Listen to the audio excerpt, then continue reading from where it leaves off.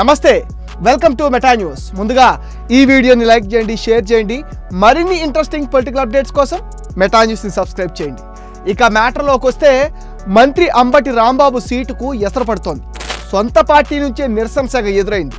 వచ్చే ఎన్నికల్లో రాంబాబుకు ticket ఇవ్వద్దంటూ Sattenapalli YCP నేతలు పార్టీ అధిష్టానానికి ఫిర్యాదు చేశారు.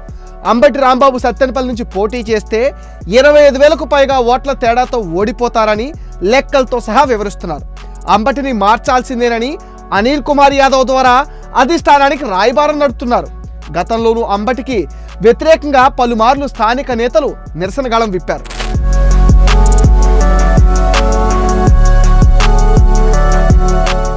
నియోజకవర్గంలో అంబటి తీరుపైన ప్రజా వ్యతిరేకత ఉంది. వచ్చే ఎన్నికల్లో ఆయన గెలిచే పరిస్థితి లేదని స్థానిక ప్రజలు చెప్తున్నారు. అంబటి మంత్రి అయ్యాక నియోజకవర్గాన్ని పూర్తిగా గాలి కుదిలేశారని, పార్టీ నేతలు పట్టించుకోవడం లేదనే విమర్శలు కూడా మూటగట్టుకున్నారు. అంబటిని వేరే నియోజకవర్గానికి మార్చాలని కొంతకాలంగా డిమాండ్ చేస్తున్నారు.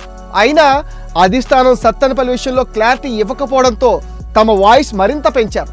అంబటి రాంబాబుకు సత్తెనపల్లి టికెట్ రాకుండా అడ్డుకోవాలని నర్సరావుపేట పార్లమెంట్ నియోజకవర్గం అభ్యర్థి అనిల్ కుమార్ యాదవ్ పైన ఒత్తిడి తీసుకొస్తున్నారు. అంబటి తీరు వల్ల నియోజకవర్గంలో పార్టీ పరిస్థితి దారుణంగా ఉందని, ఈ విషయాన్ని సీఎం దృష్టికి తీసుకెళ్లాలని అనిల్ కుమార్ యాదవ్కు ఫిర్యాదు చేశారు స్థానిక వైసీపీ నేతలు.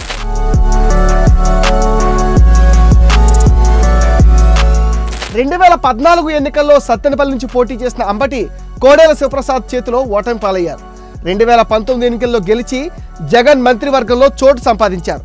ఈసారి టీడీపీ నుంచి కన్నా లక్ష్మీనారాయణ బరిలో దిగునుండడంతో అంబటి గట్టి పోటీ ఎదుర్కొనున్నారు. అయితే ఇటువంటి సమయంలోనే సొంత పార్టీ నేతలు అంబటికి వ్యతిరేకంగా పావులు కదపడం అధికార పార్టీలో తీవ్ర చర్చనీయాంశంగా మారింది.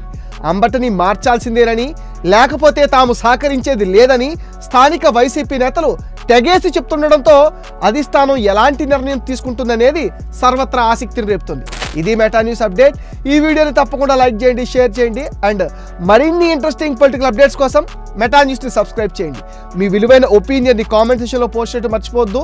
మీరు ఇచ్చే సపోర్ట్తో మరిన్ని మంచి వీడియోలు చేస్తాం. మీరు చేయాల్సింది ఈ వీడియోని లైక్ చేయడం, షేర్ చేయడం, మెటా న్యూస్ని సబ్స్క్రైబ్ చేయడం.